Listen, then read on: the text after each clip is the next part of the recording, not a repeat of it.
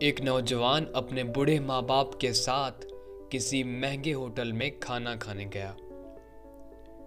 ماں باپ تو نہیں چاہتے تھے، لیکن بیٹے کی خواہش تھی کہ وہ انہیں کسی مہنگے ہوٹل میں ضرور کھانا کھلائے، اس لیے کہ اس نے اپنی پہلی تنخواہ ملنے کی خوشی میں اپنے ماں باپ جیسی عظیم ہستیوں کے ساتھ شہر کے مہنگے ہوٹل میں لنچ کرنے کا پروگرام بنایا تھا۔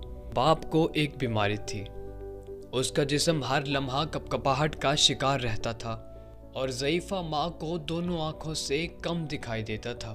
یہ شخص اپنی خستہ حالی اور بوڑھے ماں باپ کے ہمراہ جب ہوٹل میں داخل ہوا تو وہاں موجود امیر لوگوں نے سر سے پیروں تک ان تینوں کو یوں عجیب و غریب نظروں سے دیکھا جیسے وہ غلطی سے وہاں آ گئے ہوں۔ کھانا کھانے کے لیے بیٹھے تو بیٹا اپنے دونوں ماں باپ کے درمیان بیٹھ گیا۔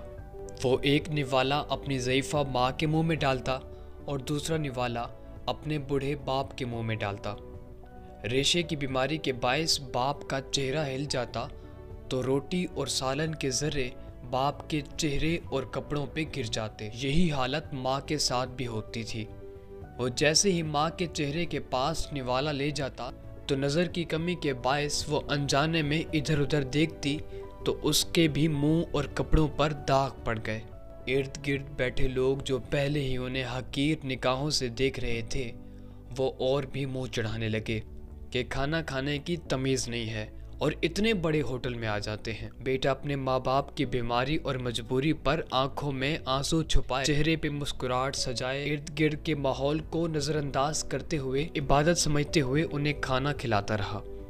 کھانے کے بعد ماں باپ کو بڑی عزت و احترام سے واش بیسن کے پاس لے گیا۔ وہاں اپنے ہاتھوں سے ان کے چہرے صاف کیے، کپڑوں پر پڑے داغ دھبے دھوئے اور وہ جب انہیں سہارا دیتے ہوئے باہر کی جانب جانے لگا، پیچھے سے ہوٹل کے مینیجر نے آواز دی اور کہا، بیٹا تم ہم سب کے لیے ایک قیمتی چیز یہاں چھوڑے جا رہے ہو۔ اس نوجوان نے حیرانگی سے پلٹ کر پوچھا، کیا چیز؟ مینیجر اپنی اینک اتار کر آنسو پوچھتے ہوئے بولا، تم نوجوان بچوں کے لیے سبق آموز کہانی چھوڑے جا رہے ہو اور بوڑھے ماں باپ کے لیے ایک امید۔